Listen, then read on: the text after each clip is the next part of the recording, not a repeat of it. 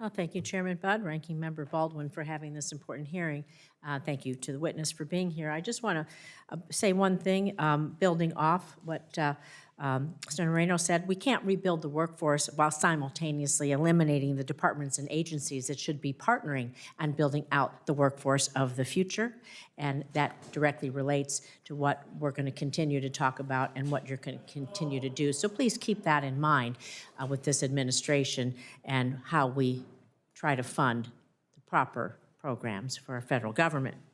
But I want to take a moment to build on what Senator Peters was talking about in the anti-Semitism space, the questions regarding anti-Semitism in AI.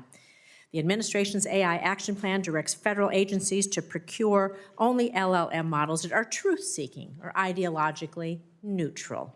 However, this administration has instead opted to deploy Grok, an LLM from XAI that has a long history of hate speech, including promoting anti-Semitic conspiracy theories.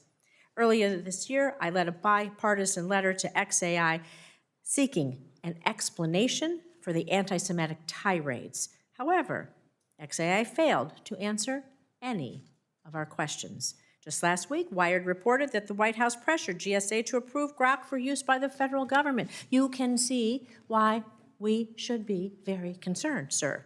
So, Mr. Kratsios, will you commit to making sure that agencies do not use AI that promotes anti-Semitic conspiracy theories, hate speech, stereotypes? I could go on and on. This is blatantly wrong. And if you continue to do that, we will continue to push back. I want your commitment that you will push back on this as well. Yeah, we will commit to continue to execute the President's executive order to ensure that models are procured by the U.S. government are truth-seeking and accurate.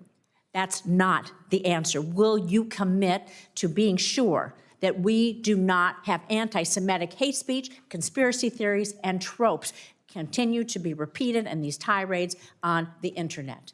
It's a simple yes or no. You are either promoting anti-Semitism or you're not. So you're promoting hate speech or you're not. I think we're talking about the same thing. The examples that you're giving obviously aren't truth-seeking and accurate. So I think we both agree that that's a type of behavior that the President very rightfully signed an executive order to help avoid. Well, clearly he's not paying attention to what's happening on Grok. I want to talk a little bit more about something more down to earth. Fiber for AI. Earlier this year, Microsoft's president testified to this committee that fiber connectivity is one of the key pillars of AI infrastructure, alongside, of course, data center, chips, land, electricity. We know that fiber provides the essential connectivity between AI data centers because AI needs to process data fast at lightning speeds. I was a software developer myself, and in my younger career, we could not even imagine the types of technology that we have today. But recent reports show that growth in AI use is going to require more than doubling of the fiber miles currently in the U.S. from 159 million miles today to over 370 million miles by the end of the decade.